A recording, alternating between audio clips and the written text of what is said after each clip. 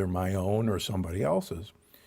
And as I was trying to explain how beneficial ketones were for energy production, for protecting mitochondria, for turning mitochondria into fat-burning efficient machines, when I started looking at the research to back up what I was saying, I went, holy cow, I'm wrong about this, and so is everybody else.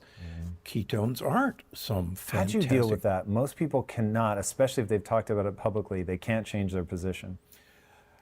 Hopefully that's makes me one of the more believable nutritionists around, because I'm always willing to say I was wrong. So what was the first thing that made you go, wait a second, I don't think we were on the right path? Well, one of the most amazing things, and I've had a ketogenic diet in all my books. So for the last 20 years, I've had a ketogenic program for my patients. And looking back, when you actually look at the list of things I allow on my ketogenic diet, there's tons of carbohydrates, and yet it works extremely well. And I've been using MCT oil for my program from kind of day one. So I've written that ketones make you an efficient fat burner, and I firmly believe that. So I was going to prove how ketones actually make your mitochondria incredibly efficient at making energy. Right. And probably the best way to explain this is we know that ketones were discovered during starvation. And nobody quite figured out why they were produced until the 1930s.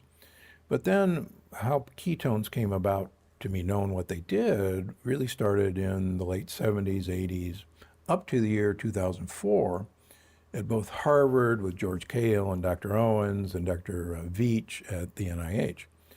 And they wanted to know, okay, well, what were ketones doing? We don't do things by accident.